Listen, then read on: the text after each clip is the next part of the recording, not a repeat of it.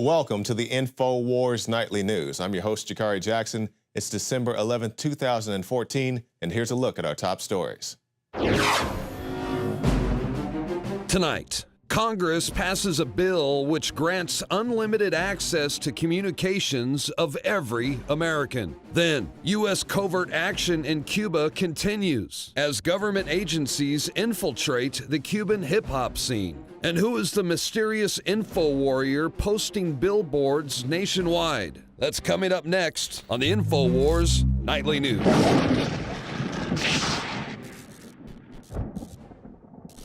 And welcome back. When we hear about guns in this country, it's usually some politician saying 9 out of 10 people are in favor of stricter gun control. But a new poll shows that that is definitely not the case. A recent Pew Research Center poll reveals support for the Second Amendment and gun ownership is at a 2-decade high. Currently, 52% say it's more important to protect the right of Americans to own guns, while 46% say it's more important to control gun ownership, the Washington, D.C.-based think tank reports. And that's exactly right, because every time they say these 9 out of 10, you know, I always think about this in terms of President Obama walking around the White House. He asked 9 out of 10 people, and he's like, okay, I'm commanding you to say that you don't want these stricter measures, because they always come up with these numbers. And where do these numbers come from? But we can see the people are speaking out.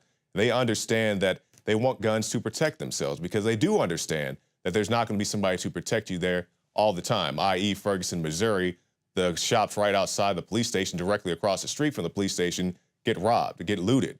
Nobody was there to protect them, even though the cops were right outside the street, in the street, matter of fact, with, 100+ guys in heavy armor and battle tanks and all that stuff, or should I say MRAPs? Everybody wants to take the tank quote out of context. So these are the things going on, and I'm very happy to see that people are waking up to this, and they will not be disarmed. We see record gun sales. I think they had the largest background check ratio over the past Black Friday, record gun sales every place you turn. So let's turn now to some of the actions that police are doing. The political correct climate that we now live in, which is very strong. Cop allows Saudis with dead baby in trunk to drive away so not to offend Muslims. The vehicle, which had paper tags and a registration violation, contained 3 Saudi Arabians with Saudi driver's licenses who told the officer they had a dead child in the trunk, prepared for an Islamic burial at a mosque in Franklin. This is in Tennessee. So let's stop right there. You volunteer a statement to an officer saying quite literally you have a dead child in your trunk. And in my mind, you guys know about me, I'm not for police searches and unwarranted searches and seizures, but if somebody says there's a dead baby in my trunk, I think that's probable cause to maybe go get a warrant and take a look inside that trunk. But in the politically correct climate, the officer, who is a rookie, I'll give him that, said he didn't want to offend the Muslims inside the car. He didn't want to interfere with their practices. But it's a very serious offense. And as Paul points out in the article, if you're smoking marijuana or the officer suspects you have marijuana, you get pulled out of the car. Roadside cavity search, 2 girls, 1 glove, happened twice here in the state of Texas in recent memory that I know of. I'm sure it happened many other places as well. Also, the no refusal DUI checkpoints, where if you're suspected of driving under the influence, they can take you to the jail, draw your blood without your permission. It's just completely ridiculous, the things that they do, the no-knock warrants all the way around. But to be politically correct, we can't check and make sure that there is a baby in the trunk. The article points out that the officer also failed to get the names of the men or even check if there was a mosque in Franklin, which there turns out there isn't. Just complete, as much as the police state is out there, you would think they would eventually actually do something worthwhile, but it's hard to do that. But we do have good officers, guys like Clark out in Milwaukee and Finch down in Florida, but they need to train these guys on what exactly the hell they need to be doing. Congress passes a bill which grants unlimited access to communications of every single American. According to Congressman Justin Amash, Congress just passed a bill which grants the government and law enforcement unlimited access to communications of every American. The legislation, which passed yesterday, 325 to 100 via a voice vote, a green light for what Amash describes as one of the most egregious sections of law I've encountered during my time as a representative. And if you read the article on Infowars.com, you can see his comments, his letter to his colleagues. So yes, we do know that they're spying on us, the NSA, all the data mining. They want to spy on you through your cell phones. They want to threaten Apple when Apple has encryption. I'm skeptical of Apple for various other reasons, but at least on the surface, they're putting up a face that they're trying to protect your privacy. And it seems like the more privacy you want, the more privacy that they want to take from you. It's very, very disheartening. Now let's talk about something else. Let's switch gear and talk about marijuana. Last night we talked about some of the legislation going through with some of the failed legislation to legalize marijuana in various parts of the country. But now we have this. U.S. won't stop Native Americans from growing, selling pot on their lands, opening the door for what could be a lucrative and controversial new industry on some Native American reservations. The Justice Department on Thursday will tell U.S. attorneys not to prevent tribes from growing or selling marijuana on sovereign lands, even in states that ban it. So, you know, for all the things the Native Americans have lost, I guess primarily being the United States of America, they can say you can at least grow weed on your reservation. That's not to say that all Native Americans are going to jump up and do this. They're just saying, hey, you do have the option if you choose to do that on your lands. And if you guys know me, I'm not what you would call a recreational marijuana advocate, but I don't like people being sent to prison under mandatory minimums. I also recognize the medical effects of marijuana, and people want to say, well, you can get high off medical marijuana. I'm clue you guys in on a little secret if you didn't know it. You can get high off stuff you get at the pharmacy too. You can get high off those prescription pills. You can get high off, or I guess drunk rather, off cough syrup. They call it the purple drink. You can get high off a lot of stuff. You can get high off huffing paint. So the notion that everybody's gonna go get high off medical marijuana is kind of a non-factor in my opinions. But while they're giving Americans this, Native Americans, they are taking away their lands. So if you have enough land to actually grow the marijuana on, I guess you could do that, but they're trying to make sure that that's not really a possibility, at least in Arizona. The opinion piece published in Indian Country Today documents how the National Defense Authorization Act is being used to strip lands from the San Carlos Apache tribe in Arizona. And that's exactly right. You know, as much as they don't want to take away from the Native Americans that I just talked about, we'll give you some weed that you can grow on your land. That's if you have any land left to grow it on. It's a very sad thing to see that they're taking even more away from the people who deserve more than what they have. And we'll end our segment tonight with this. U.S. tried to undermine Cuba by infiltrating its underground hip-hop scene.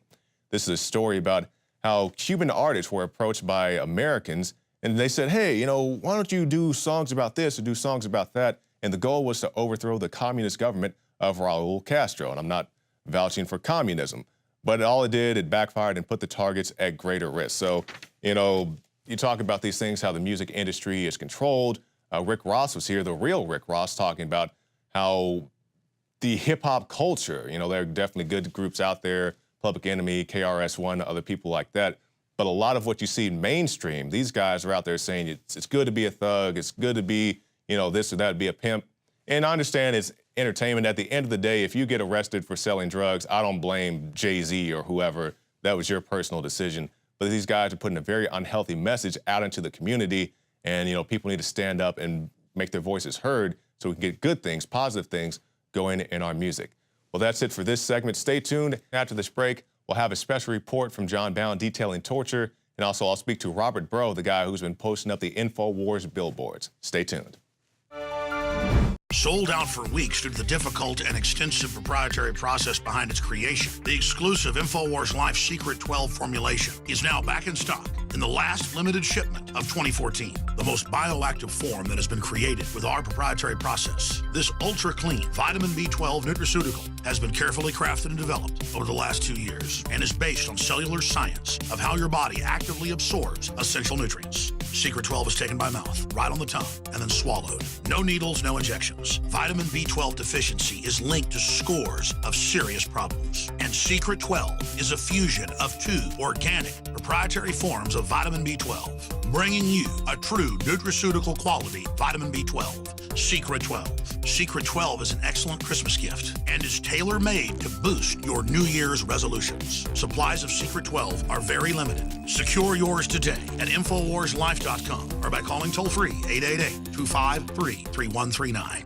2015 is almost here, and with it comes those New Year's resolutions to finally transform your body the way you want it. There's a reason over 88% of New Year's resolutions fail. Make this year different by equipping yourself with Oxy Powder, the next level in cleansing the body naturally. Using super oxygenation, Oxy Powder, available through InfoWarsLife.com, gently cleanses the body while you sleep with easy capsules. Tens of thousands of individuals have used Oxy Powder to cleanse their bodies and aid in their transformations. Even InfoWars Nightly News Director Rob Dew has been using Oxy Powder with incredible success. Took it that first day, then I took it for 6 more days after that. 12 pounds melted off in about a week. I'd say a week, 7 days. 2015 can be different. Diet and exercise are important, but a lot of us have already tried that. Oxy Powder flushes it out. Secure your Oxy Powder at InfoWarsLife.com. That's InfoWarsLife.com or 888-253-3139.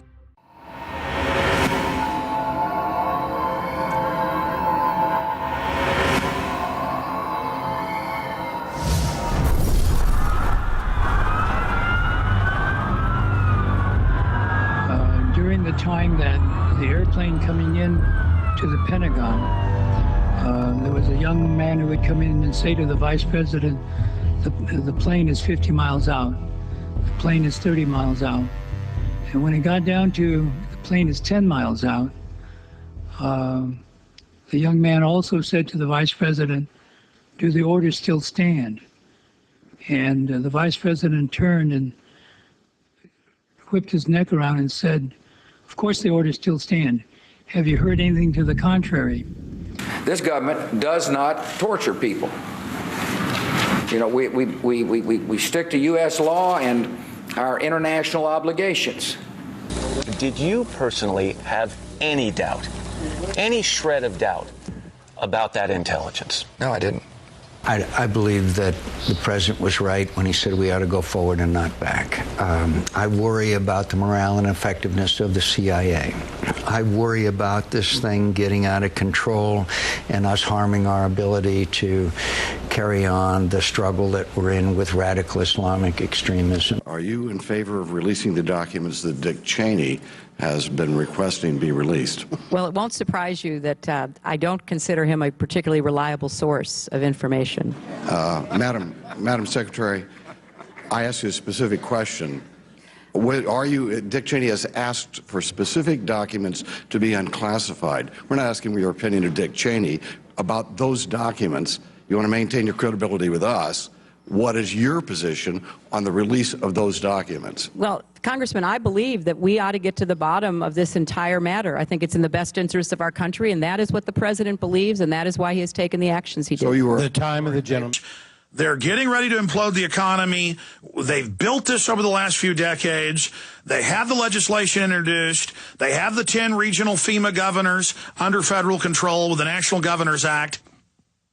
All this is in place, and now Steve has gotten, and by the way, we called the numbers and called the addresses, pulled up the numbers on the addresses. We're going to go through that PDF file for PrisonPlanet.tv viewers. If you go to the article and link through, we have a PDF document there in the second paragraph, and we'll scroll down so they can see it, so they can actually see the diagrams in that PDF. Yeah, there you have it. Where you can see the different blueprints for these huge interrogation rooms. And what's a big concern is multiple sources say they've got the cover claiming this is for Postal Inspector Criminal Investigations, though no one's ever heard of it.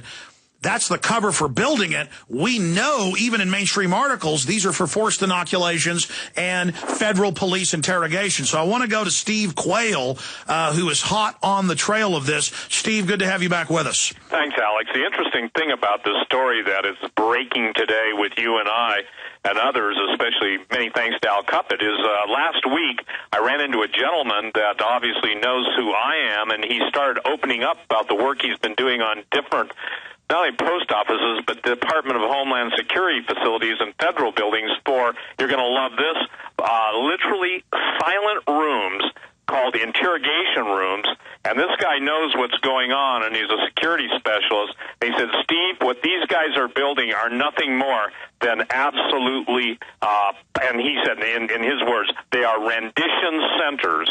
Now, we know what rendition means, torture. And we also know the fact that based on what multiple witnesses throughout the country are saying, is everything is being geared up, and the level of not only secrecy, but of cordoning off these areas, Alex, with more guards and everything, is indicative of something that's getting really, really... Yeah, now they're staffing it. That's the big...